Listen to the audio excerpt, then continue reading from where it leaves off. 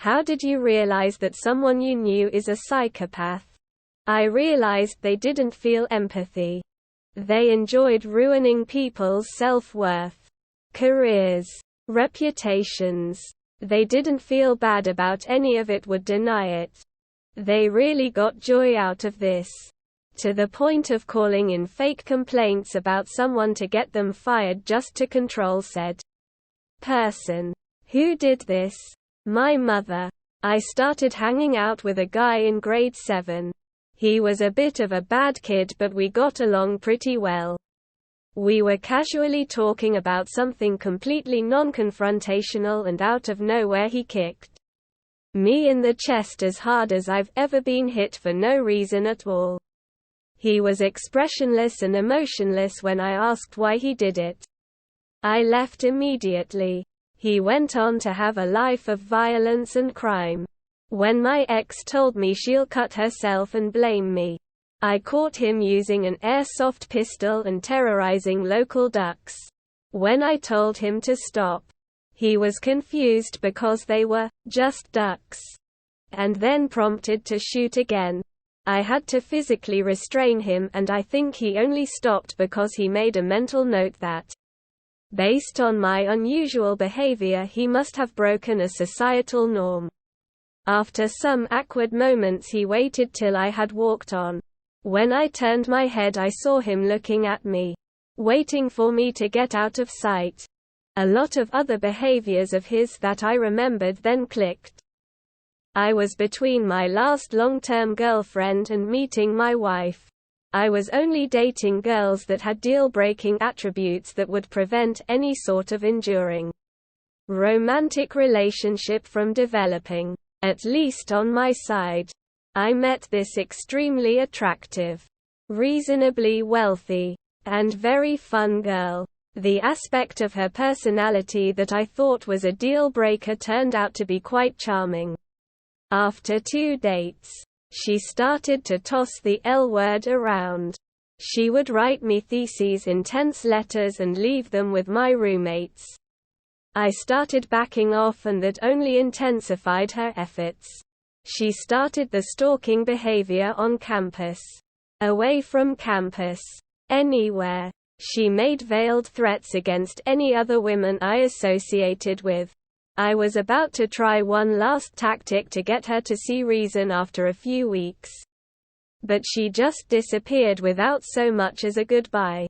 A few years after getting married, I am watching the news, and they are doing a story about seasonal affective disorder. Who should appear on screen looking adoringly into a light box? Yes, my stalker. She looked at the light with the same look she began giving me halfway through our second date. When she spoke, she went on about getting help for not only SADS, but also a few other mental deficiencies. And suddenly a month or so of my life back in 1994 made a whole lot of sense. My brother sent me a picture of boiled pizza. She was so charming and light and fun. She wasn't violent and she wasn't malicious.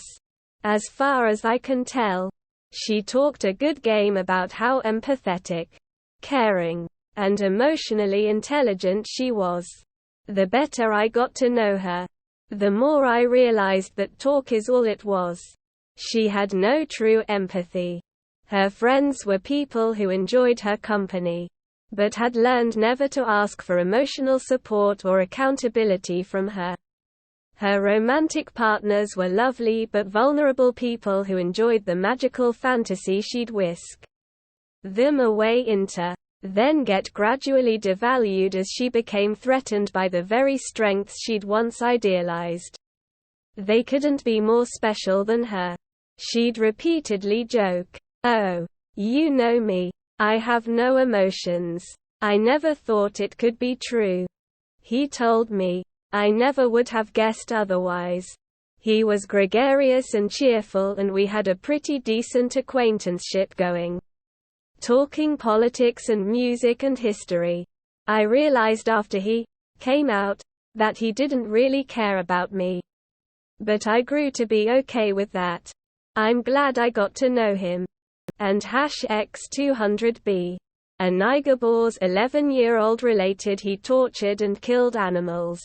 Just matter-of-factly mentioned it. And #X200B. And #X200B.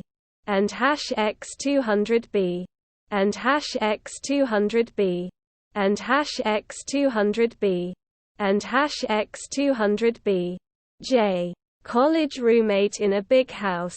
He cornered a raccoon in the garage of a neighbor, duct-taped a knife onto the end of a broomstick and was stabbing the raccoon until it was dead. Then he took it into our basement and skinned it, although the skin wouldn't come off the tip of its nose. So he swung it around by the hide until the body eventually flew off onto a wall. Blood everywhere. Also, he dove head first through one of our closed windows and skied down the stairs. Right into a wall. His superficial charm in the first moment meeting. Immediately. Dead eyes. A few weeks later he saw a child. With her parents. In the lounge area of my apartment and picked her up and tried to get her to play ping pong with us. He did not know the family. I've never seen anything like it. A strange 36-year-old man, so charming, he could pick up someone's child. It was one of the scariest things I've ever seen. Later that night, I reached for the beer in his hand. He moved faster than I could process and lightly grabbed my wrist and twisted my arm. So gently it didn't hurt at all. Looks at me and goes, "And that's how you do it." I said, "What? Break someone's arm?" And he goes, "No. Break their neck. I'll never forget it."